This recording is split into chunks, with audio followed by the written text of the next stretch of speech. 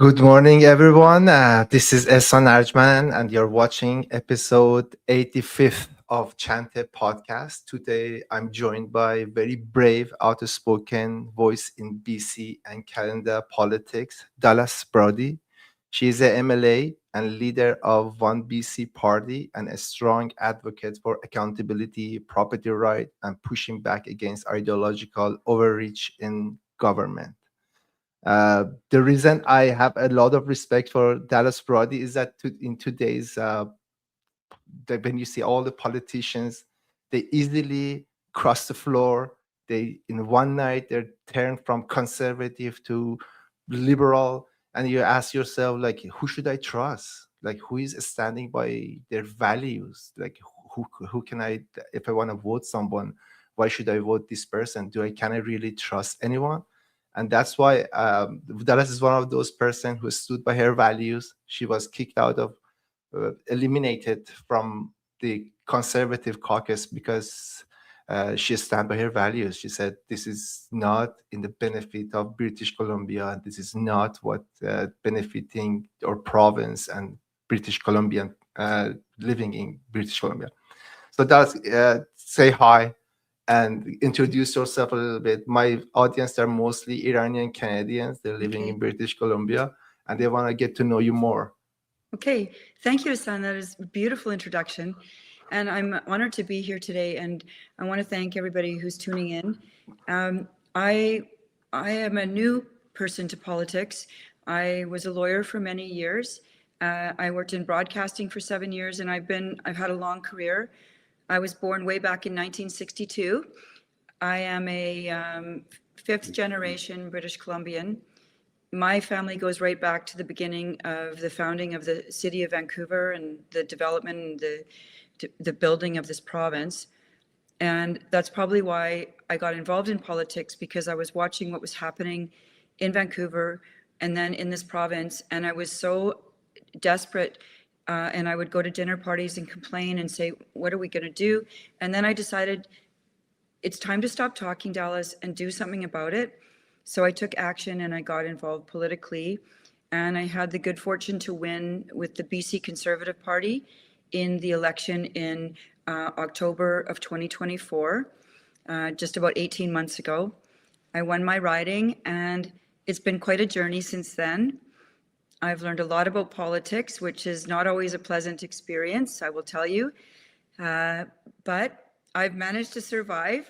And I, as Hassan said, I was expelled from the Conservative Party almost exactly a year ago because I was the Attorney General critic at the time because of my legal background. And there was a situation at the Law Society that I posted about on X. It was one of my very first times I had posted on X, and I got permission to post it from the party, and it involved the situation at the Kamloops Indian Residential School. And I don't know if your audience knows about that, but I'll come back to that in a minute. Definitely. And I posted and said basically there had been no bodies found at the Kamloops Indian Residential School, where it was claimed that 215 young children were buried in a mass grave. Right. There is no proof to support that. And even though I had been given permission to post this, the explosive reaction that came from the leaders in the Aboriginal community in BC was so swift and so harsh that my party couldn't withstand the pressure, essentially, and they had to expel me from the party. And that's what happened. So since then, I have started my own party with some other determined people, and we've built it. And now we have actually become a force in BC. And I think a lot of that is because people trust me that when I say something, I will stand by it. I won't play games with people. And I'm desperate for politicians to start being more honest with us as well, instead of pretending that we don't know the problems and giving us all this happy talk and silly weasel words, as I call them, always hedging, and never really saying what's honest. And so I've done that, and it has really resonated with people. And that's been a wonderful gift. And I'm learning as I go, but I really love British Columbians and I love this province, and we have such a great future in front of us if we just get things back on track. Absolutely. And when you look at the polls, like OneBC is such a new party, but they're making huge impact. People are appreciating, they're understanding what's going on, and they're valuing uh, politicians like you to say the truth, not always saying something that people like to hear, but something that's actually real and based off of facts and figures and evidence. Well, I really believe that we have to build policy based on truth. I say on whenever I'm interviewed on this is like, you can't build even a relationship in our personal lives based on a lie. Mm-hmm. If someone's lying to you, the relationship's going to fail because eventually the truth comes out and it's going to be hurtful, it's going to be devastating, it's not going to be pleasant sometimes. But once the truth is revealed, then everybody can go forward on a firm foundation, and they can move forward and make amends or do what's needed to be done. But you can't build anything based on things that aren't true. And British Columbians can handle the truth, but they need to know it. And it is scary to bring the truth out because a lot of vested interests, particularly in British Columbia right now, are relying on things that are not true. And this comes back to the original story that had me thrown out of the party, which is this story about the Kamloops Indian Residential School. And I don't know if you'd like me to tell your audience about the brief about what that whole story meant for Canada, but it was a major. Yeah, absolutely, absolutely. Actually I want to talk about it because a lot of Iran, like a lot of British Columbian, they hear DRIPA, there are news and there are talks about their property rights. A lot of people, their houses, their investment, retirement investment, that's all they have. And then Yeah. a lot of questions is coming. Okay, what's going on? Why am I paying property tax then if it's not mine? Right. That's something I want to get into. But before that, I want to bring up one of the nice, I think, relevant George Orwell's quotation. I think that's what all the grift all about. This is all the scams all about. Who controls the past controls the future. Who controls the present controls the past. So my question is from you: what do we know about the past? Like the first generation European immigrant, they came to Canada. They were like, as they've been described recently by NDP or a lot of media, that's very horrible people. They killed, torture, raped, and then created all of this problem. What do we know based on evidence? I narratives are good, analysis are good, but if you really want to come up with some policies and do some actions, you've got to base your action off of the reality. What's the reality? Well, first of all, I'm not going to be claimed to be the greatest historian on exactly all the details that happened, but this is, I can give you a broad sketch of what happened. When European contact happened in Canada and there were Aboriginal people living here, there was contact. And in Canada, there wasn't this mass slaughter of people like there were in other countries of Indigenous peoples. It said that actually Canada worked out deals with its Indigenous people that were better than any other country in the world and has ever been done. They worked out treaties, some treaties. BC didn't have as many treaties. And a lot of this is covered in my documentary, which I'll mention later, which is worth watching. I would recommend that because it's too long a topic for today. But essentially, we are experiencing, and part of the deal when European contact was made was that the Aboriginal people could see the world was changing. They were seeing things like firearms. They saw the wheel even. Technology, tools, things that they hadn't had before. So this was contact. It was a big adjustment. But one of the things that apparently the chiefs demanded as part of the treaties was to have schools for their children. And approximately 150,000 Native children attended what was called residential schools. They were essentially boarding schools. Some of the kids were day students, some stayed there permanently, but most went home at Christmas and summers, and that was how these kids were being educated. A lot of the uproar we're seeing right now and the constant saying how bad Canada is rooted in the decision of the Canadian government at the time to have these schools.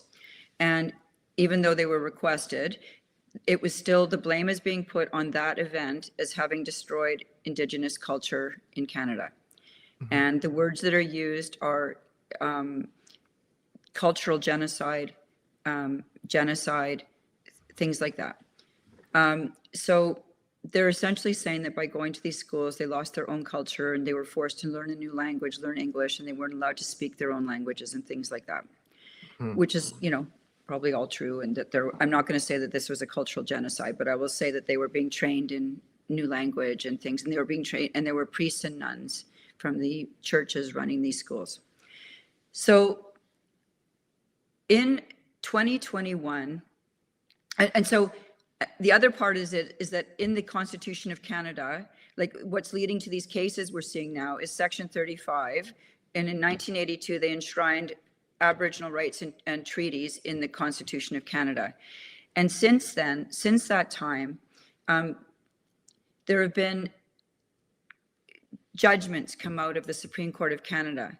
And with each judgment, it's created this whole area of law, which has expanded treaty rights and Aboriginal title and this type of thing, and created a whole new area of law, which has been developed. And so now we find ourselves in the situations we're in now. It was already existing that all of these decisions were coming out prior to the 2021, when the claim was made that there were 215 children buried at this school in Kamloops. So the case law was already happening. Politicians throughout Canada kept trying to deal with this situation in different ways, but mostly it was sort of like nobody wanted to really say, no, we've done enough. We've dealt with this. We've apologized. Mistakes were made. It kept sort of like, just give this and then it'll be over. Just do this and then it'll be over. Sort of compromise. And there's developed a whole legal industry in Canada that pushes for these Aboriginal rights. So it's a complicated story, but it comes down to this. Right now, British Columbia is being hit with cases that have been working their way through the courts for 10 and 11 years. That's the Cowichan decision that affected Richmond and said that Aboriginal title is superior to their fee simple title in Richmond. And it's led to several other cases that are popping up right now in the media. It seems like almost weekly. And then we also have the situation where in 2019, the entire BC Legislative Assembly enacted a law called DRIPA. And DRIPA stands for the Declaration on the Rights of Indigenous Peoples Act. It was passed by everyone. It was, I can't believe they did this, but that's what they did. So at the time it was the BC Liberal Party and the NDP, and they passed it unanimously. That law basically says that UNDRIP, which is a federal, a document that's been adopted federally, has been brought. So if UNDRIP is the mother of it all, DRIPA has brought UNDRIP down into our province. And to my knowledge, we are the only jurisdiction in the world who has done this. Okay? And UNDRIP was developed in Canada, but taken to the United Nations, and it's called the United Nations Declaration on the Rights of Indigenous Peoples. This act has three major, this declaration, or the UN declaration, has three major principles in it. And these are really the main things your audience needs to know. The first principle is that all land needs to be given back to Indigenous peoples. All land, not some land, not a bit of land, all land. Okay, so that's all land. Okay. Then the second one is that Aboriginal Indigenous peoples have veto rights over all that land, all activities on that land. And the third piece, so that's all land back, then a veto, and the final one is indefinite funding of anything Indigenous peoples want to do on those lands. So, and there's no reciprocal requirement for them to have responsibilities. There's no responsibility or assumption of risk or anything on the other sides. So it's a 100% one-way street. Mhm. So the BC government decided in its wisdom to bring this right down into BC. And our declaration in BC, DRIPA, requires all of our laws to be brought into alignment with UNDRIP, which is up here. All land back, veto power, indefinite funding. So that has added so much trouble to what's going on in BC. And this is why we are seeing things people are very nervous now, because the magnitude of what was done in DRIPA is really coming home to roost now. And since that was passed, the NDP has been negotiating in secret deals with bands around the province, granting them territorial rights over vast swaths of the province. One of the first areas to be hit by that was the Haida Gwaii, which are two islands off the west coast, sort of midway up the coast of British Columbia. They used to be called the Queen Charlotte Islands, Right. but they changed the name to Haida Gwaii. That was the first mass transfer. But another one that had really was where things started to heat up was on the Sunshine Coast. There's an area called Pender Harbor, Seashelt, Green Bay, Garden Bay, Madeira Park, Nelson Island. And basically, suddenly the Seashelt Band was given joint decision-making authority over this whole area of the Sunshine Coast. And people who have waterfront properties there, who have docks going down from their property, which they use because it's a very active boating area, fishing area, seaplanes, boats. It's a major area for boating in BC. Mm-hmm. Have found out that their docks may be up in question because the local band has been given decision-making authority down to the low water mark, low tide mark. So a lawsuit has been launched by the Pender Harbor Group. It hasn't been scheduled for court yet, but it is a very interesting read. If your listeners want to see what's happening with that, they can go to the Pender Harbor Residents Association website and read the statement of claim and the response from the government. And it's not a difficult read, but it's worth reading if you wanted to do that. And the website is called the group is called FARA, which is an acronym for Pender Harbor Area, Pender Harbor and Area Residents Association. So FARA, PHARA. You can go to their website and find the documents there. And subsequent to that, there have been more and more of these big territorial statements coming out, and people are they're being done in secret, and they're just rolled out, and it's a fait accompli. You can't complain about it. You can't do anything about it. It's just put down on you. And this is causing a lot of people to really struggle with what it means to own land in BC now, for understandable reasons. And this is what has led now to the demand that DRIPA be repealed, because two courts have said that the laws do have to be brought into alignment with DRIPA. And there was a major mining case late last year that found that our current mining tenure system, where you could lay claims to areas, I believe it's an online system. You used to have to go out into the woods and stake your claims in the old-fashioned way, but now they do it online. None of that is working anymore, because they've said that you need all consent from the bands in that territory to do anything. So you can see the mining industry is extremely concerned what this all means. So now the government is trying to suspend parts of DRIPA, the NDP government, but it's going to be a big heated discussion in Victoria this coming week. I don't know if that's too much detail. No, that's great. That was great. But like a lot of questions that we have, just like any other the court that you go to the court, like First Nation go to the court, they claim that we've gone through this and that, and based off of evidence, the judge rules some retributions. And based off of retributions, they come up with something, but there is an end game for any conflict.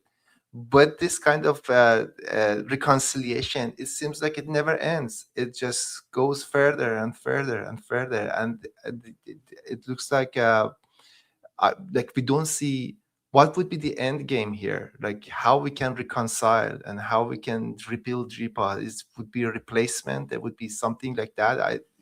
Can you explain? Well, like, Well, I'm saying we have to finish reconciliation.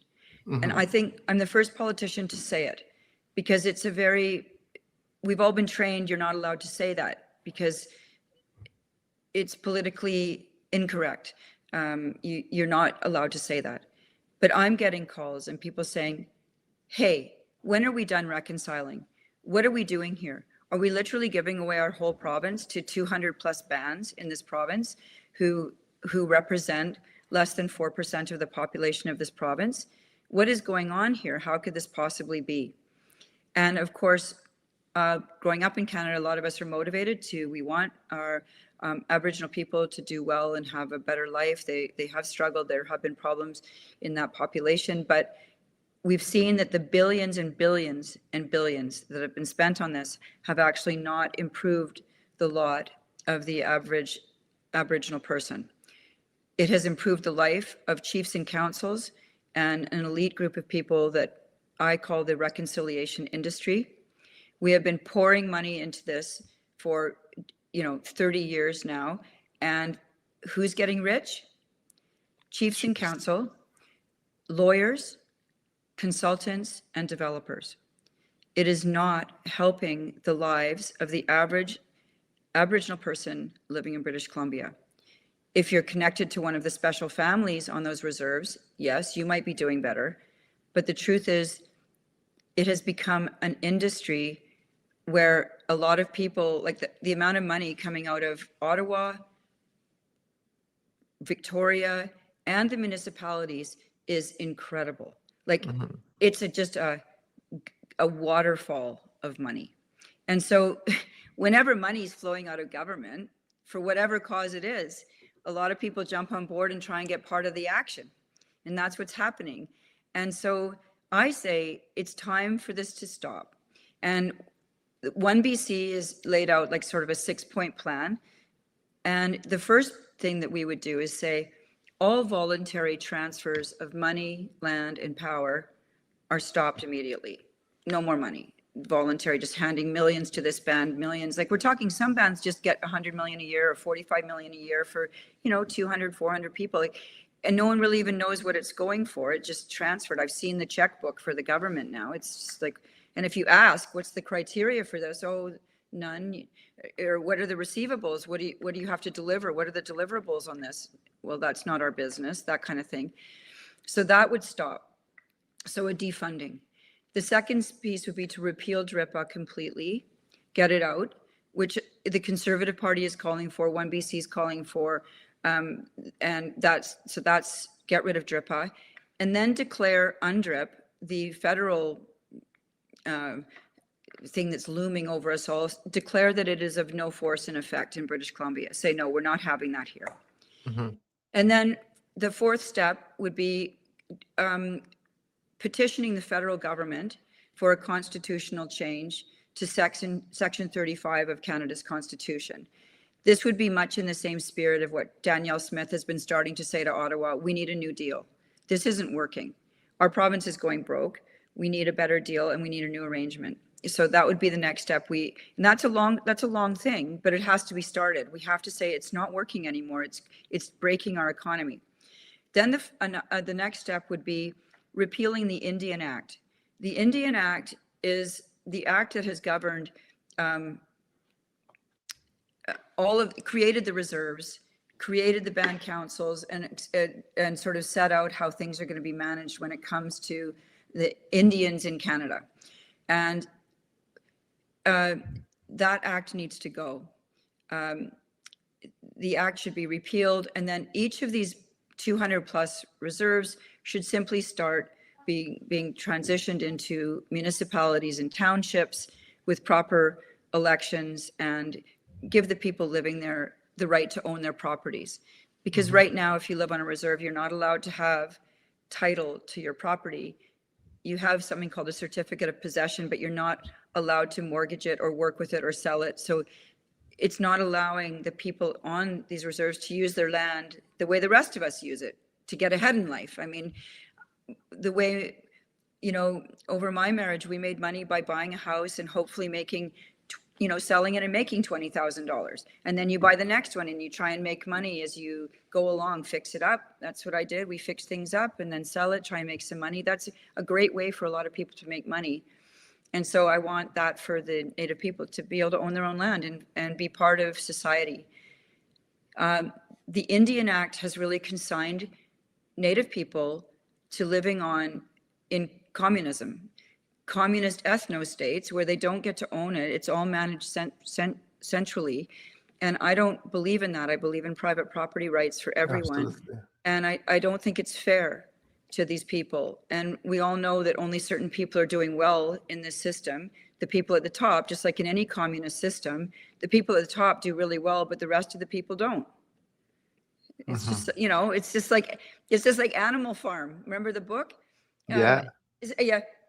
Yeah. All animals are equal, but some animals are more equal than others. That's right? right. So that's communism. I'm afraid to say that I'm shocked to see where British Columbia is right now. We are literally veering into extreme Marxist communist thought in this province. Fast forward. And we're seeing it everywhere. Yeah, fast forward to where we are right now. And it has been moving very quickly lately. And I'm fearful that if we don't turn this around soon, it's going to be too late, because once all the business is gone, the capital has fled. How do you get it to come back and promise people that we'll have a better system here?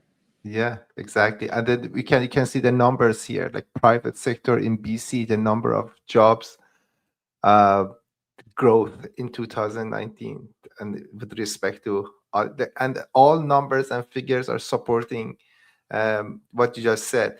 And there's one more thing I wanted to bring up. China, like it could be a national security problem, this DRIPA for us. I'm going to put this up here. Like we see First Nations in British Columbia are increasingly being approached by Chinese companies. So, of course. Yeah. Of course. Well, let's look at one really good case. The Tsawwassen Band, I think it had just under 200 members, made a deal. They got all this agricultural land out in the Tsawwassen area. It was in the agricultural land reserve. No one else would have been allowed to develop it. They were given the land, and then they built a shopping mall and warehousing area, and they put cement all over it and built it. Okay, fine. But guess who just bought it last year? Ruby Liu, a Chinese investor, has bought the whole thing. And so something that was supposed to be done in the name of First Nations is now owned by Ruby Liu, who's the same lady who wants to make a run for buying the Hudson's Bay Company lands. Now, so it's obvious, like the First Nations are actually talking about their own China strategy. So what does this mean now? That if you call yourself a First Nation, you can start making international deals with foreign countries who have opposing interests to our province?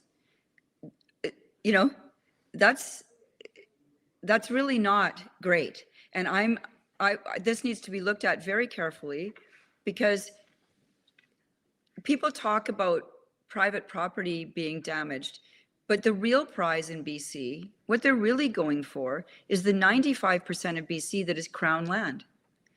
Crown land is where all of our trees, our minerals, all of our resources, and we have abundant resources with a very, very small population. Of course, we are attractive to a country like China. They're going all over the world accessing resources. And so this is a big concern, and it needs to be discussed. And I'm bringing it to light and saying, because we also just in the last 2 weeks or last 3 weeks saw this Musqueam agreement with the federal government that gave the Musqueam Indian Band, a band of 1,400 people approximately, control over almost the entire Lower Mainland, including West Van, North Van, Coquitlam, parts of Delta, Richmond, Vancouver, Burnaby, New West, like it, and the Port of Vancouver, Burrard Inlet, and the mouth of the Fraser River. Now, you tell me what a band of 1,400 people needs all of that for. What are they going to do there? They don't. They've already got vast tracts of land. They're a very wealthy band. They've got a surplus sitting in their capital account that's gigantic. And so what's really going on here? I raised this in the legislature saying this is a danger to national security. We now have a band. We don't know who's behind them or what's going on with this, but they are going to have decision-making authority over our international shipping lanes.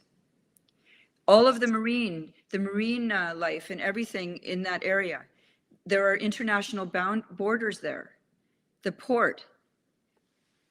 It's not a big step to say this is very unsafe and there's a national security risk here. And I raised it in the House, and of course I was just called a racist again, and that's the answer I get. It's crazy. It's crazy. It's like, why don't you look at the facts on the ground? This isn't about race. This is about the viability of this province, the viability of our economy, and whether we're going to continue to exist the way it used to be. I mean, and then we have USA. We have the longest border in the world with the USA, and yes, they wouldn't tolerate Chinese coming into their border and having operation, and it just put us face to face to our closest ally. yes. USA, and that's a reality. It doesn't matter you say Orange Man bad, Orange Man good, but this is the reality that the Canada is more becoming a China and a threat to the United States. It is, and I would imagine they're watching it, because we are like where the fentanyl is coming through. And anybody who's listening could also read Sam Cooper's book called Willful Blindness. Mm-hmm. I've been digging into that. I mean, that book is shocking. Every British Columbian should read that. I mean, he's put his own life at risk writing about what's going on. Mm-hmm. And here we have this incredible neighbor. Wouldn't most countries kill to be next door to the biggest economy in the world? And here we are, 85% of our trade in Canada is done with the United States. And our government, David Eby, likes to stand here and throw rocks at the President of the United States of America, insulting him, calling him names, disparaging him. Look, I don't care who the president is down there. We need the United States. We're lucky to have the United States. And, we as a country even rely on them for all of our military protection. And that's not a small thing. And I don't like an attitude where we act like we are better than them or superior.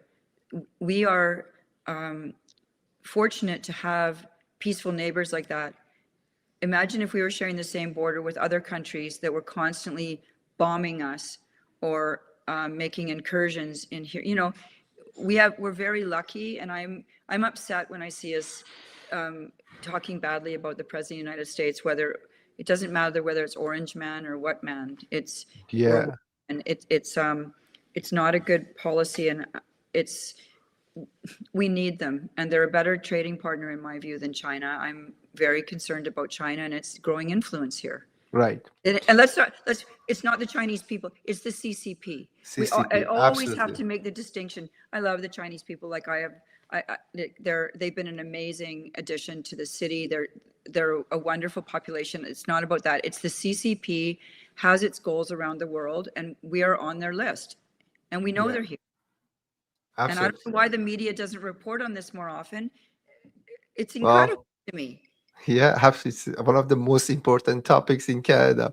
But speaking of foreign influence, so a lot of Iranian, they immigrated here to Canada. I personally came here as a PhD student to SFU to do mechatronics. Like you see, a large population of Iranian, they're living in Canada because they couldn't find any opportunity. We are grateful to be in Canada. We appreciate British Columbia, and we care about British Columbia. We came here, and then all of a sudden we find ourselves, most recently, particularly in the middle of Islamic Republic operation. and then from you every corner you go, you see the influence of Islamic Republic. And Islamic Republic is not Iran. That's very important. Like 95% of people living in Canada, even more, they're like decent Iranian people. They came here because they were deprived from basic human right, basic opportunities, and they find Canada as their second home. uh, but the- like and a lot of politicians in Canada just turned their back on No. this Islamic Republic operation, and and this is so obvious. Even if you try very hard, you cannot ignore it. That they are actually here, and they have large operation. What do you think? What's going on? It is shocking. It is horrendous. And I, this transnational aggression that we're seeing, I, I honestly, I have pushed so hard on this. I don't understand why we're allowing this to happen. It is terrifying people. And it seems like, where's the political will to do the easiest, most obvious thing? Don't come here and bring your terror and your fear to our country. If you're going to do that, get out. If you want to just get out, and there should be a 24-hour turnaround time. Nope, we don't want you. Get out of here. You're going to come here and bring problem. You're going to scare our citizens, and you're not welcome here. You want to come here and be part of British Columbia and be working together and building this province? Wonderful. But if you're coming here to be a spy for your own country, or to scare people, or threaten people, and we know this is happening, and if that's what your plan is, for the life of me, I don't understand why this isn't the easiest political decision to make. I don't know. I don't have proof of what's going on, but Canada has become this launching pad for very dangerous people, and it's got to stop. I've spoken about this many times, and you know, I've challenged. I brought a private prosecution against the Sammy Doon group and Charlotte Cates, who was screaming death to Canada and burning the Canadian flag and handing out pamphlets showing how to do terrorist acts at the art gallery. This group, the police arrested her. They recommended charges, and the Attorney General, Nikki Sharma, refused to consent to the prosecution of this group. This is incredible to me. And so I kept pushing on Nikki Sharma to do something. It's been now almost 2 years since those charges were recommended. It's still sitting on her desk, and she does nothing. And when I challenge her, she just calls me names and says, nah. And you know, it's like this, she just ignores me. So I said, well, then I'll do it. And so we went down, and I think I'm the first politician in Canada to bring a prosecution against a listed terrorist entity in Canada. And I'm still waiting for approval from the federal attorney general, but at least I did something and signaled that this is not going to be tolerated anymore. We don't want terrorists in Canada. Nobody Absolutely. wants them. Nobody wants them. So why in God's name would we bring these people here to this incredible country that used to be really peaceful, by the way? We didn't used to have this kind of thing here. And somehow something is going on here that they're coming in and getting a foothold. It's very disturbing to me. Very And I'm sorry disturbing. for the Iranian community that you're having to deal with this. It must be insane, incredibly upsetting. And I know that my friends in the Jewish community are fearful, leaving. It's been a very scary time, particularly since October 7th. What's happened here, it's been terrifying. Yeah. One good thing is going on right now under Trump's administration. Secretary of State's Marco Rubio today. So you know what's going on. Basically, the parents, they were the original terrorists. They are responsible in what's going on in Iran and in Middle East. So this guy, his name is uh, Hashemi? Hashemi, Sayyid Hashemi, Elias, or Isa Sayyid Hashemi. So his mom was one of the biggest terrorists back in Iran. She literally attacked U.S. embassy in 1979, and she became one of the most important figure in Islamic Republic and called herself a reformist. So all these reformists, they're actually terrorists too, mostly. So, and then what Secretary Rubio mentioned today, We are not allowing you terrorists uh, feeding off of Iranian people blood and having your children have a very nice, decent life and try to. So they started removing their kids back to Iran. And Fantastic. that's awesome. That's That is that's the awesome. courage. That's the I courage love you want. I love Marco Rubio. Marco Rubio is a good He's guy. Yeah. so brave and he's so smart. And his family escaped Cuba. You know, he knows, He understands us. he understands these terrible dictatorships that call themselves, oh, we're acting in the name of the people. This ideology is so dangerous. But I love Rubio. I wish we would have a leader here who would do that. I mean, Mark Carney should sign that paper tomorrow. Yeah. You know what Canada did recently, Dallas? I'm very upset. Like people sending me let me see if I can find it in here. There you go. Canada voted for Islamic Republic. I'm going to show you here. That's crazy. Islamic Republic of Iran has just been nominated to the UN Committee for Programs and Coordinations, which meets soon to shape policy on women's rights, human rights, and disarmament and terrorism prevention. And you know who voted for? Canada. That's what we are dealing with. That's the craziest part. It And is, honestly, I just want to tell your listeners, it is insane. I don't know what country I'm living in now. I don't know what Mark Carney thinks he's doing. It is repulsive to me that we would elect these people to be the head of the human rights and women's rights. yeah, This, they just killed 40,000 people. People coming out streets, 40,000 people protesting. Own people, their own people. I don't know what this agenda is. I don't know what is going on, but I am as confused as a fifth generation Canadian as you are, as people who have immigrated here from Iran since 79. I honestly, we need to wake up in this country and get rid of these people. And Mark Carney, first of all, I don't even know how he became our prime minister. He wasn't even in the country for 10 to 15 years before he even came back. He comes back and just floats into the prime minister's office and suddenly he's prime minister after 9 years of Justin Trudeau, who I think the change in our country was most dramatically seen under him. I don't recognize Canada anymore compared to what it was. You know, everything we lived through with Trudeau and legalizing the marijuana and then on, and then UNDRIP, and then we bring in the mandates and off we go. And, you know, it's been just an unfolding disaster since Trudeau got elected. And now we've got Mark Carney, who is just, you know, he looks like a businessman, but his policies make no sense to me as a Canadian, and I find him terrifying. Is he though? Is he though? Yeah. Is he though? I mean, Mark Carney, we don't know if he was even like, I don't understand. And I don't understand either these politicians crossing the floor. People are phoning me, these frantic text messages saying, Dallas, what is going on? And I'm like, I can't explain it. I've never seen anything like it. It's like we're living in another world or on another planet suddenly. Yeah. And the systems we all used to count on and understand are not working anymore. And more politicians need to speak out about this. So, Okay. yeah.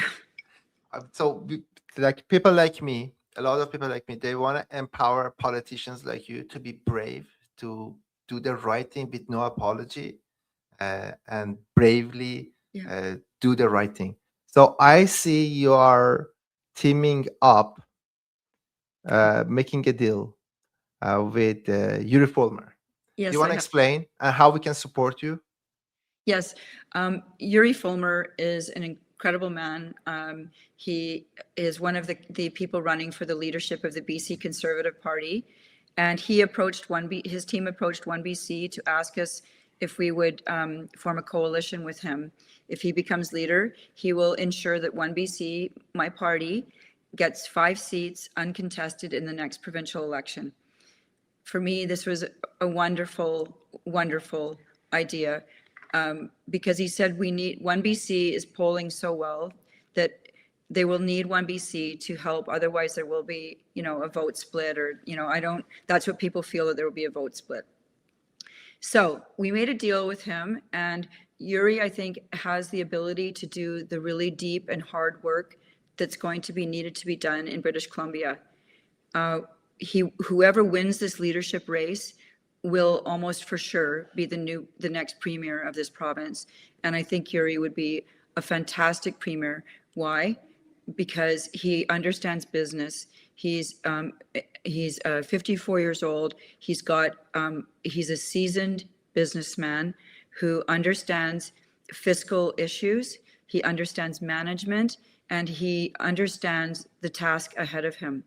It is not going to be easy. There's going to be some really hard decisions that need to be made once we get rid of this horrendous communist, Marxist NDP government, which is killing our province. The work that Yuri's going to have to do is going to be tough work, and it's going to take a full focus and a very dedicated team of really smart business people to figure out how to turn things around. And I think Yuri can do that. Like, I know he can, because look at his background, his business track record is unassailable. A very successful man. And he also doesn't need the job. He's done very well. He's doing this for the right reason. He wants to fix BC. He has little kids. I have children as well. I have daughters in grade 12, and I'm very worried about whether they'll ever be able to come back here and work here after they finish university, or they should maybe go to the United States. And I don't want them to have to leave this beautiful province. But Yuri and I talked extensively about that. So in order to support this deal, and also OneBC will be there to hold the line, because I'm proven that I won't go wobbly, and I will stand there and make sure that things stay on track, and no weasel words, and no backing down, and no retreating. So Yuri's acknowledging our force and our power and our popularity. And so I say there's a sign-up date for Yuri. The leadership, you have to sign up to become a member of the BC Conservative Party by the 18th, which is next Saturday. So if there's one thing people could do to ensure that I am in government together with 4 other amazing candidates who will be strong, no wobbling.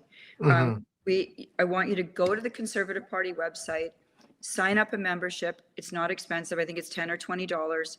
And then in the leadership race, vote for Yuri Fulmer and support him in this. He is the one who can turn this ship around. That's how I see it, with our help. Absolutely. Absolutely. Dallas, thank you so much for your time. You're very welcome. And Hassan, thank you for having me on. And I'd love to come back another time. Absolutely. Have a good day. Bye. Okay. Bye-bye. Bye-bye.